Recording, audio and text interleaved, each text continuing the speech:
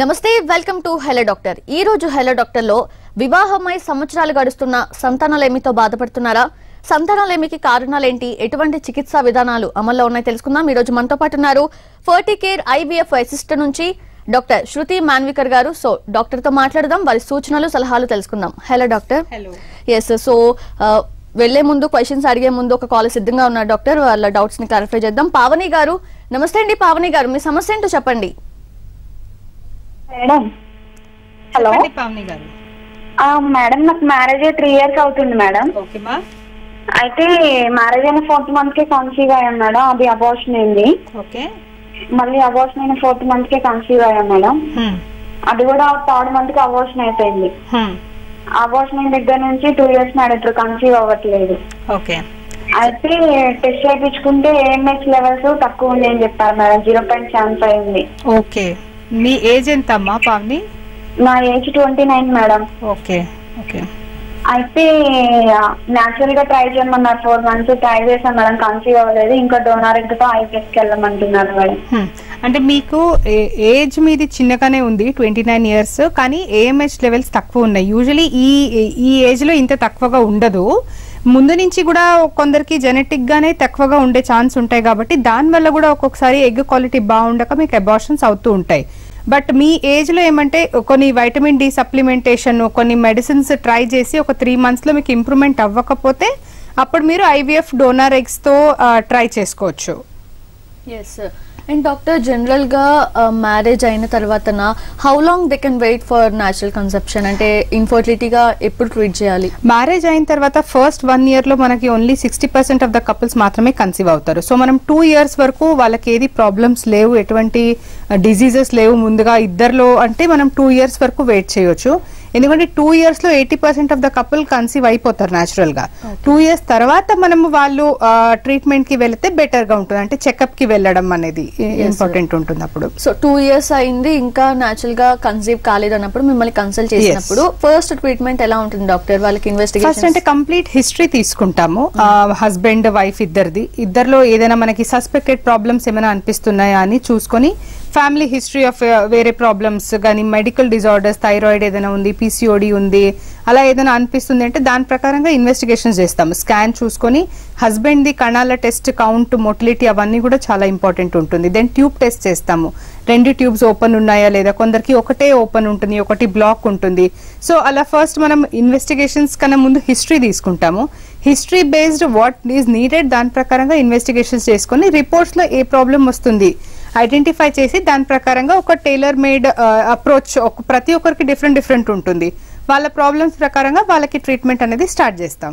Okay. General గా మీరు ఎన్నో కేసెస్ ని ట్రీట్ చేసి ఉంటారు. సో జనరల్ గా ఉండే ప్రాబ్లమ్స్ ఏంటి డాక్టర్? ఈ ప్రాబ్లమ్స్ వల్ల కన్సీవ్ కావట్లేదు అనే ప్రాబ్లమ్స్ ఇప్పుడు ఈ మధ్యలో అయితే 90% ఆఫ్ ద టైమ్స్ యానోవిలేషన్ అని వస్తున్నారు, అంటే మనకి ఎగ్స్ రిలీజ్ అవ్వట్లేదు అనే ప్రాబ్లమ్స్ 90% ఆఫ్ ద పేషెంట్ లో చూస్తున్నాం. సో అందులో మెయిన్ రీజన్ PCOD ఉంటుంది, ఇంకొకటి ఏమంటే ఒబేసిటీ ఉంటుంది. ఈ రెండు మనం చాలా ఎక్కువగా చూస్తున్నాము. ప్లస్ లాస్ట్ 2 years నుంచి మేల్ ఫ్యాక్టర్ ఇన్ఫర్టిలిటీ అంటే హస్బెండ్ లో ప్రాబ్లమ్స్ కూడా మనం ఎక్కువగా చూస్తున్నాము. ఇంతకు ముందు 30% ఆఫ్ ద టైమ్స్ మనం చూసేవాళ్ళం, ఇప్పుడు almost 40 to 52% of the times లో హస్బెండ్ లోనే ఎక్కువ ప్రాబ్లం చూస్తున్నాం మనం ఈ మధ్యలో. ఓకే. అండ్ డాక్టర్, జనరల్ గా ఫీమేల్ విషయానికి వస్తే ఇప్పుడు మీరు వెయిట్ అనేది ఒక కాజ్ గా చెప్పారు, అండ్ అలానే uterus problems, tube problems and fibroids కూడా ఉంటాయి అంటూ ఉంటారు. సో అవి ఎంత వరకు రీజన్ అవుతాయి? ఫైబ్రాయిడ్స్ అనేది ఇప్పుడు 50% ఆఫ్ ద ఉమెన్ కి జనరల్ గా స్కాన్ కి వెళ్ళినప్పుడు వాళ్ళకి తెలుస్తున్నాయి ప్రాబ్లమ్స్, ఫైబ్రాయిడ్ ఉంది అనేది. Otherwise most of the times వాళ్ళకి అసిమ్టోమాటిక్ ఉంటారు, వాళ్ళకి ఏం ప్రాబ్లమ్స్ ఉండదు, కన్సీవ్ అయిపోయి పిల్లలు కూడా ఉంటారు కొందరికి. బట్ ఇన్ఫర్టిలిటీ అని వచ్చినప్పుడు ఫైబ్రాయిడ్ ఉంటే ప్రతి ఫైబ్రాయిడ్ కి మనము సర్జరీ చేయము. ట్రీట్మెంట్ అనేది అవసరం అయితే అది ఇంటర్ఫియర్ చేస్తుంది, మనకి ఇంప్లాంటేషన్ అయ్యే దగ్గర ఇంప్లాంటేషన్ హ్యాంపర్ చేస్తుంది, అందుకునే శక్తి అందులో తక్కువ ఉంటుంది. ప్లస్ ఎండోమెట్రియం ని డిస్టార్ట్ చేస్తుంది, యూట్రస్ ని ఆ షేప్ అనేది మారుస్తుంది అనుకుంటే దాన్ని మనము తీసేస్తాం. ఓకే. అంటే ఫైబ్రాయిడ్స్ అనేది అసలు ఎలా డెవలప్ అవుతాయి డాక్టర్? రీజన్స్ ఏంటి? అది ఒక నాన్ క్యాన్సరస్ లీజన్ యూట్రస్ లో. మెయిన్ గా జెనెటిక్ రీజన్స్ ఉంటాయి, ఫ్యామిలీ హిస్టరీ ఆఫ్ ఫైబ్రాయిడ్స్ ఉంటే ఉంటుంది, ఒబేసిటీ ఉంటే ఉంటుంది, హార్మోనల్ ప్రాబ్లమ్స్ ఉంటే ఉంటుంది. అది కాక మనము చాలా ఇయర్స్ ప్రెగ్నెన్సీ వద్దు అనుకుని ఇవాళ రేపు ప్రెగ్నెన్సీ ఇమీడియట్ గా ప్లాన్ చేయరు పెళ్లి అయిన తర్వాత. దే విల్ వెయిట్, కొన్ని సంవత్సరాలు వెయిట్ చేసిన తర్వాత ప్లాన్ చేస్తారు. సో ఆ దాంట్లో హార్మోన్స్ అనేది కంటిన్యూస్ గా ప్రొడ్యూస్ అవుతూనే ఉంటాయి ఎవ్రీ సైకిల్లో మనకి పీరియడ్స్ వచ్చినప్పుడు. దానివల్ల ఈస్ట్రోజన్ ప్రొజెస్ట్రాన్ వల్ల మజిల్స్ అనేది ప్రాలిఫరేట్ అయ్యి ఒక మాస్ లాగా రెడీ అవుతుంది యూట్రస్ లో. అది కాక red meat the main కల్పరేట్. Red meat ఎక్కువ తినే వాళ్ళలో మనం చాలా చూస్తున్నాం ఫైబ్రాయిడ్ యూట్రస్ లో. దెన్ వైటమిన్ డి డెఫిషియన్సీ, చిన్న ఫైబ్రాయిడ్స్ ఉన్నప్పుడు మనం వైటమిన్ డి సప్లిమెంటేషన్ ఇస్తే చాలా మందికి ఫైబ్రాయిడ్స్ కూడా తగ్గిపోయినాయి. అండ్ ప్రివెంట్ కూడా చేసుకోవచ్చు మనము వైటమిన్ డి సప్లిమెంటేషన్ తో. ఓకే, అంటే ఇప్పుడు ఫైబ్రాయిడ్స్ రావడానికి రీజన్స్ ఏంటో తెలిసాయి కాబట్టి రాక మునుపే అంటే లైక్ ప్రీ కాషన్స్ కానివ్వండి, ప్రికాషన్స్ అనేది మనం ఎక్కువ రోజు ఇప్పుడు ఏజ్ ప్రకారంగా ఉంటుంది. మనకి పెళ్లి అయినప్పుడు చాలా చిన్న ఏజ్ ఉంది, 23, 24 ఉంది అంటే ఓకే మీరు వెయిట్ చేయొచ్చు, మీకు వేరే హార్మోనల్ డిస్టర్బెన్స్ ఏం లేదు అనుకుంటే. లేదు మీకు పెళ్లి అవుతున్నప్పుడే యూఆర్ 30+ అనుకోండి, ఇంకా మీరు ఎక్కువ పోస్ట్పోన్ చేయకుండా ప్రెగ్నెన్సీకి ప్లాన్ చేసుకుంటే ఈ ఫైబ్రాయిడ్స్ అనేది కూడా ఒక లెవెల్లో మనం ప్రివెంట్ చేయొచ్చు. అండ్ చిన్న ఫైబ్రాయిడ్స్ ఉంటే as I said like vitamin D supplementation కూడా తీసుకోవాలి, అది ప్రివెంట్ చేస్తుంది. అండ్ మోడిఫికేషన్స్ చేసుకోవాలి మన లైఫ్ స్టైల్లో. వెయిట్ ఎక్కువ ఉంటే వెయిట్ లాస్ చేయడము, అండ్ హార్మోనల్ ఇంబ్యాలెన్స్ ఉంటే మీరు డాక్టర్ దగ్గర వెళ్ళి దాన్ని కరెక్షన్ చేసుకోవడము. దెన్ గ్రీన్ లీఫీ వెజిటబుల్స్ ఎక్కువ తీసుకోవడము, రెడ్ మీట్ తగ్గించడము, ఎక్సర్సైజ్ చేయడము, షుగర్స్ కట్ డౌన్ చేయడం, ఇవన్నీ మనం చేసుకుంటే ప్రివెంట్ చేయొచ్చు. ఒక రేంజ్ వరకు ప్రివెంట్ చేసుకోవచ్చు మనం. Okay, and doctor fibroid size ని బట్టి కూడా ఇక్కడ ఇంపాక్ట్ అనేది ఉంటుంది అనుకుంటా. Definitely fibroid less than 4 centimetre ఉంది అనుకుంటే మనం దానికి ఏం చేసే అవసరం లేదు. ఇప్పుడు యూట్రస్ అనేది యూట్రస్ లో ఇంప్లాంట్ అవ్వడానికి ఎంబ్రియో బేబీ ఎక్కడ ఇంప్లాంట్ అవుతుంటే ఎండోమెట్రియం అంటాం. సో ఈ ఫైబ్రాయిడ్ ఎండోమెట్రియం కి దగ్గరగా ఉంది, ఆ ఎండోమెట్రియం ని పుష్ చేస్తుంది అనుకుంటే మనము చిన్నగా ఉన్నా కూడా తీసేయాలి దాన్ని. బట్ ఈవెన్ దూరంగా ఉంది, యూట్రస్ లో ఏదో ఒక కార్నర్ లో ఉంది, అది మనకి ఏం దగ్గరలో లేదు, హెల్ప్ ఏం దానివల్ల ప్రాబ్లమ్స్ ఏం రాదు ప్రెగ్నెన్సీకి అనుకుంటే ఏం చేసే అవసరం లేదు. బట్ ఇప్పుడు రిపీటెడ్ గా ఐవీఎఫ్ చేసుకుంటూ ఉంటారు కొందరు, చిన్న ఫైబ్రాయిడ్స్ ఉంటాయి అయినా కూడా మనం అందరికి తీయకుండా ఐవీఎఫ్ చేస్తాం. బట్ రిపీటెడ్ గా మనకి ఫెయిల్ అవుతున్నాయి ఐవీఎఫ్స్ అంటే బెటర్ గా మనము అది ఫైబ్రాయిడ్ తీసేసి నెక్స్ట్ అటెంప్ట్ చేసుకోవచ్చు. ఓకే, అంటే డాక్టర్ ఇప్పుడు ఫైబ్రాయిడ్ సైజ్ అనేది ఫ్రీక్వెంట్ గా పెరగదు అంటారా? అంటే లైక్ స్లో గ్రోయింగ్ ఉంటుంది, అది ఓవర్ నైట్ అంటే మనకి 1 month 2 month లో పెరగదు. ఎవ్రీ మంత్ పీరియడ్స్ వస్తుంది కాబట్టి అది ఈస్ట్రోజన్ ప్రొజెస్ట్రాన్ ఎఫెక్ట్ వల్ల స్లోగా గ్రోత్ ఉంటుంది. మనకి చాలా ఫాస్ట్ గా గ్రోత్ ఉంటుంది అనుకుంటే మనం దాన్ని కన్వర్షన్ క్యాన్సర్ కింద అవుతుందా అనేది గుర్తుపెట్టుకోవాలి. ఓకే, అది ఆ ఐడెంటిఫికేషన్ మీకు తెలుస్తుందా డాక్టర్ చూడగానే? ఫైబ్రాయిడ్ చూడగానే అంటే ఒక ఐడియా ఉంటుంది, అంటే ఇంత మనం ఈ స్కాన్ చేసాం ఈ రోజు, నెక్స్ట్ స్కాన్ ఒక 2 months తర్వాత చూస్తున్నాం, ఒక రేంజ్ ఆఫ్ గ్రోత్ ఉంటుంది. అది దానికన్నా చాలా ఎక్కువగా ఉంది అనుకుంటే then you have to suspect అది మాలిగ్నెన్సీ ఉండొచ్చు అనుకోని. ఓకే, సో క్యాన్సర్ గా కూడా టర్న్ అయ్యే ఛాన్స్ ఉంటుంది. అప్పుడు ఆలోచిస్తాం, సర్జరీకి అయితే పోస్ట్ చేసేయాలి అప్పుడు మనం. ఓకే, అండ్ డాక్టర్ ఫైబ్రాయిడ్ తో పాటు ఇంకా ఎటువంటి రీజన్స్ లైక్ పీసీఓడి, పీసీఓఎస్ కూడా ప్రాబ్లమాటిక్ అనుకోవచ్చా కన్సీవ్ అవ్వడానికి? పీసీఓడి, పీసీఓఎస్ డెఫినెట్లీ ప్రాబ్లమాటిక్ ఉంటుంది. ఎందుకంటే అందులో ఓవ్యులేషన్ అనేది జరగదు, ఎగ్ గ్రోత్ అనేది జరగదు, ఎగ్ అనేది విడుదల అవ్వదు. దానివల్ల 90% of the patients infertility clinic కి వచ్చే వాళ్ళు 90% ఆఫ్ దెమ్ ఇదే ప్రాబ్లమ్ తోనే వస్తారు. సో దీంట్లో కూడా ఇప్పుడు 2 types ఉంటాయి, లీన్ పీసీఓడి అండ్ ఒబేస్ పీసీఓడిని. సన్నగా ఉండే వాళ్ళలో కూడా చాలా సివియర్ గా ఉంటుంది పీసీఓడి. వాళ్ళకి ఇన్సులిన్ రెసిస్టెన్స్ అనేది ఎక్కువ ఉంటుంది. అన్నిట్లో ఇన్సులిన్ రెసిస్టెన్స్ వాళ్ళు తగ్గించుకోవాలి. ఇంకొకటి ఏమంటే ఫైబ్రాయిడ్ తో పాటు ఎండోమెట్రియాసిస్ కూడా ఉంటుంది ఎల్డర్లీ ఏజ్ గ్రూప్ లో. 30 క్రాస్ అయినారు అనుకుంటే ఎండోమెట్రియాసిస్ ఉంటుంది. సో ఇప్పుడు అక్కడ మల్టిపుల్ ప్రాబ్లమ్స్ ఉంటే మనకి కన్సీవ్ అవ్వడం కూడా టైం పడుతుంది. ఓకే, అండ్ డాక్టర్ ఇప్పుడు మేల్ లో ఫీమేల్ లో మీరు రీజన్స్ ఏంటి అనేది కనుక్కుంటారు. ఓకే, కొన్ని కేసెస్ లో మేల్ కి సంబంధించి ప్రాబ్లమ్స్ ఉండవు, ఫీమేల్ కి సంబంధించి ప్రాబ్లమ్స్ ఉండవు, బట్ కన్సీవ్ అవ్వడానికి దాన్ని అన్ఎక్స్ప్లెయిన్డ్ ఇన్ఫర్టిలిటీ అంటాం. అన్ని మీరు ఏది ఇన్వెస్టిగేషన్ చేసినా హస్బెండ్ వైఫ్ ఇద్దరులో అన్ని నార్మల్ గా వస్తాయి, అయినా కూడా వాళ్ళకి కన్సీవ్ అవ్వడంలో ప్రాబ్లం ఉంటుంది. ట్రీట్మెంట్ తీసుకున్నా కూడా వాళ్ళు కన్సీవ్ అవ్వకపోతారు. That is called unexplained infertility. Unexplained ఇన్ఫర్టిలిటీలో బెస్ట్ విల్ బి ఐవీఎఫ్. మీకు ఐవీఎఫ్ చేసుకుంటే ద రిజల్ట్ కొంచెం ఎక్కువ ఉంటుంది అందులో. Okay, we have a caller doctor Krishna garu Nirmal జిల్లా నుంచి. నమస్తే అండి కృష్ణ గారు, డాక్టర్ గారు ఉన్నారు, మాట్లాడండి. కృష్ణ గారు వినిపిస్తోందా? వినిపిస్తుందండి. ఎస్, మాట్లాడండి. హలో చెప్పండి కృష్ణ గారు. నమస్కారం అండి. నమస్తే అండి మేడం, మాకు వచ్చేసి పిల్లలు పుడతలేదు, అంటే వన్ టైం అయిపోయి ఆల్రెడీ అయిపోయింది, ఒక బేబీ ఉన్నది. ఇంకా ఇప్పుడు ఏమైందంటే జెనెటిక్ లోపం అని వస్తుంది. అంటే మీకు ఇప్పుడు ఉండే బేబీకి కూడా జెనెటిక్ ప్రాబ్లం ఉందా? లేదు మ్యామ్, ఇప్పుడు ప్రెసెంట్ ఇప్పుడు అయ్యేదానికి 3 అబార్షన్స్ అయినాయి. ఓకే. సో ఏమైనా అంటే జెనెటిక్ ప్రాబ్లమ్స్ అని చూపిస్తుంది. మేడం కన్సల్ట్ అయితే బేబీ పుట్టిన తర్వాత 3 టైమ్స్ అబార్షన్ అయింది కాబట్టి టెస్ట్ చేసినప్పుడు మీకు జెనెటిక్ గా ప్రాబ్లం ఉంది అని చూపిస్తుంది కదా. సో ఇప్పుడు ప్రతి ఒక్క జెనెటిక్ ప్రాబ్లం వల్ల మనకి బేబీస్ పుట్టరు, ఇన్ఫర్టిలిటీ వస్తుంది, రికరెంట్ అబార్షన్స్ అవుతుంది అని అట్లా ఉండదు. దీంతో పాటు అంటే సివియర్ గా జెనెటిక్ ప్రాబ్లం ఉంది, చాలా ఇంపాక్ట్ అవుతుంది పుట్టే పిల్లలకి అనుకుంటే మనం ఇంకా ఎవరిలో ప్రాబ్లం ఉంది, వైఫ్ లో జెనెటిక్ ప్రాబ్లం ఉంటే ఎగ్స్ మార్చేసేయాలి, హస్బెండ్ లో ప్రాబ్లం ఉంది అనుకుంటే స్పర్మ్స్ ని మార్చాలి. కానీ ఒక్కొక్కసారి ఏమైతే చిన్న చిన్న డిలీషన్స్ ఉంటాయి, క్యూఆర్ అని క్రోమోజోమ్ ఉంటుంది, ఒక్కొక్కసారి అది ఉన్నా కూడా మనకి పెద్దగా ఇన్ఫర్టిలిటీ అంటే పిల్లలు పుట్టకుండా ఉండడం అట్లా ఏం ఉండదు. దీంతో పాటు వేరే ప్రాబ్లమ్స్ ఏమైనా ఉన్నాయా అని కూడా చెక్ చేసుకోవాలి మీరు. Yes. And doctor, based on patients వాళ్ళు ఉన్న కండిషన్ ని బట్టి కన్సీవ్ అవుతారా లేదా అన్ఎక్స్ప్లెయిన్డ్ రీజన్స్ ని బట్టి మీరు చెప్తారు ట్రీట్మెంట్ అనేది. సో ఫస్ట్ వెళ్ళే ప్రొసీజర్ ఏముంటుంది డాక్టర్? ఫస్ట్ గా మనం అంత నార్మల్ గానే ఉంది, ఏజ్ చిన్నగా ఉంది, ఏఎంహెచ్ లెవెల్స్ బాగున్నాయి, 2 ట్యూబ్స్ ఓపెన్ ఉన్నాయి, హస్బెండ్ కౌంట్ అండ్ మోటిలిటీ బాగుందంటే మనం మెడిసిన్స్ పెట్టి ఓవులేషన్ ఇండక్షన్ అంటే ఎగ్ గ్రోత్ అవ్వడానికి మెడిసిన్స్ పెట్టేసి న్యాచురల్ గా ట్రై చేయమని కౌన్సిల్ చేస్తాము, దానికి సపోర్ట్ చేస్తాం మనం విత్ మెడిసిన్స్. సో అది ఒక 2-3 మంత్స్ లో కూడా కన్సీవ్ అవ్వకపోతే the next step is IUI. IUI లో ఏమంటే it is a smaller treatment, అది ఒక 11% సక్సెస్ రేట్ ఉంటుంది. అందులో మనము న్యాచురల్ గా ట్రై చేసే బదులు సిమెన్ శాంపిల్ ని కలెక్ట్ చేసి ల్యాబ్ లో దాన్ని వాష్ చేసేసి స్పర్మ్ కాన్సన్ట్రేట్ చేసి యూట్రస్ లో దాన్ని డైరెక్ట్ గా పుష్ చేస్తాము. అది దాని తర్వాత మళ్ళీ ఒక 10 days 15 days వరకు మెడిసిన్స్ పెట్టి తర్వాత ప్రెగ్నెన్సీ టెస్ట్ చెక్ చేసుకోమని చెప్తాం. ఇలా అన్ని నార్మల్ గా ఉన్నప్పుడు కూడా ఐయుఐ మనం ఒక 5 to 6 times ట్రై చేయొచ్చు. బట్ మనకి బార్డర్ లైన్ లో ప్రాబ్లమ్స్ ఉన్నాయి అనుకుంటే ఒక 3 cycles ఆఫ్ ఐయుఐ లో కన్సీవ్ అవ్వకపోతే then next step is IVF. And we have a caller doctor Munna Nayak garu Aswaraopeta నుంచి. నమస్తే అండి మున్నా గారు, మీ సమస్య ఏంటో చెప్పండి, డాక్టర్ గారు ఉన్నారు. మేడం గారు నమస్తే అండి.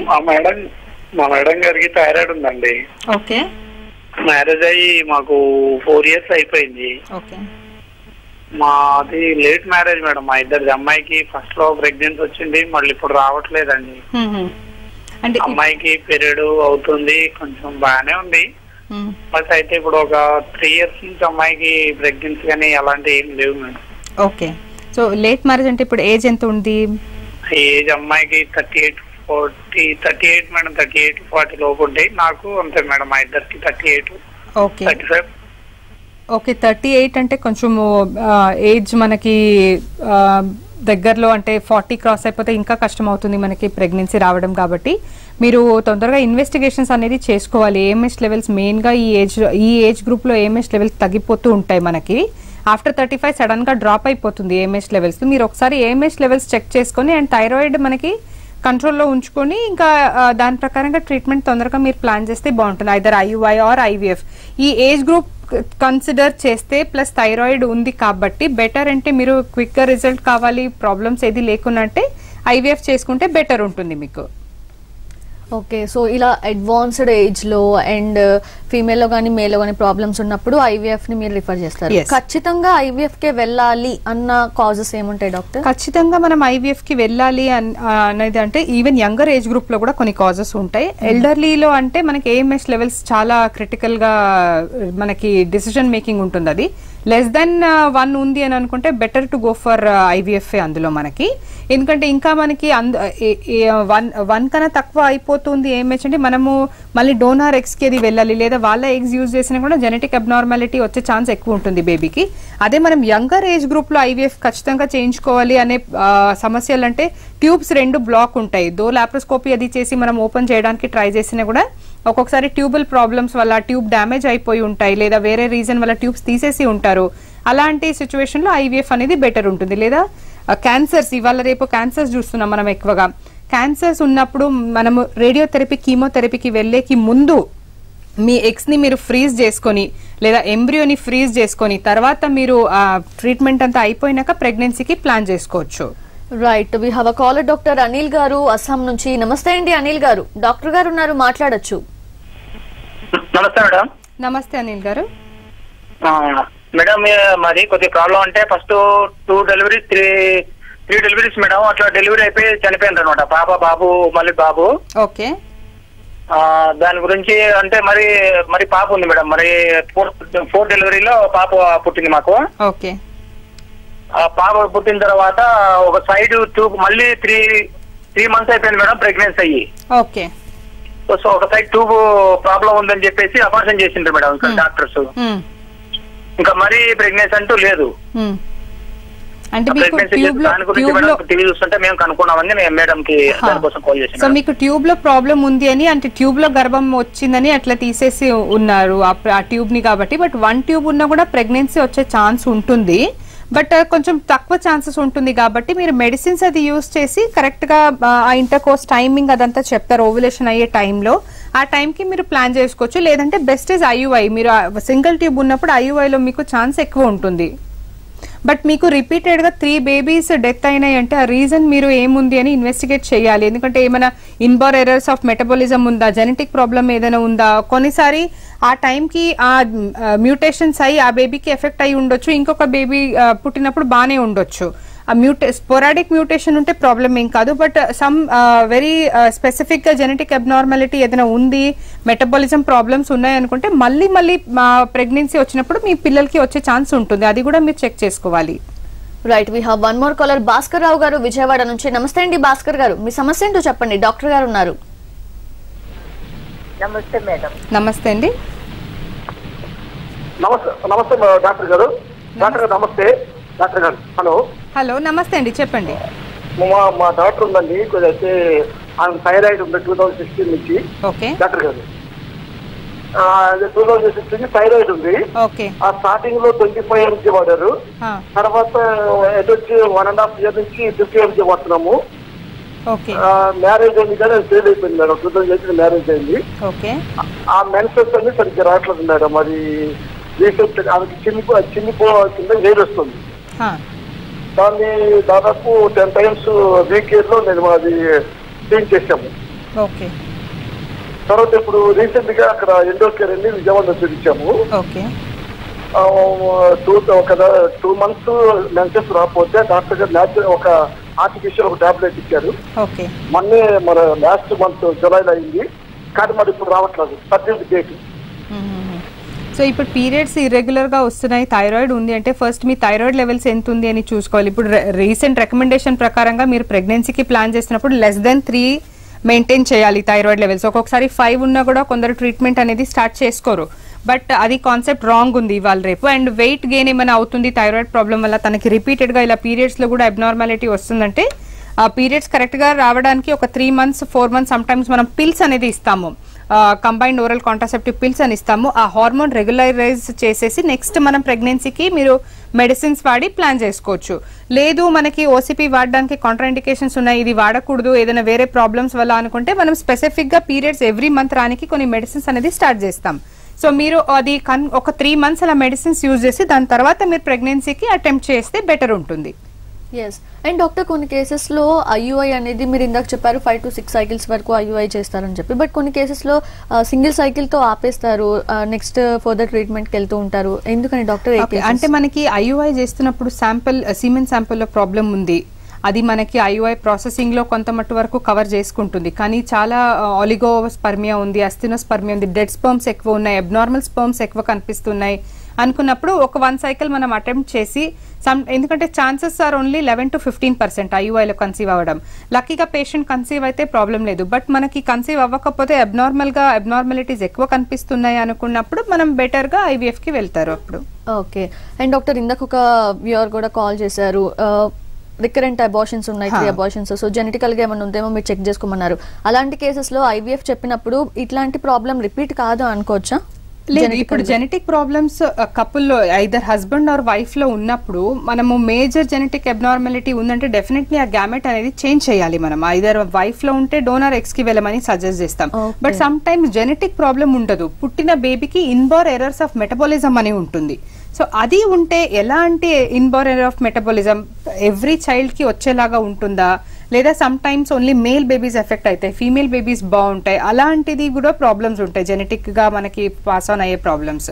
సో అలా ఉన్నప్పుడు మనం వాళ్ళదే గ్యామెట్స్ యూజ్ చేస్తే మళ్ళీ ఇలా అవ్వదు అని గ్యారంటీ ఇవ్వలేము.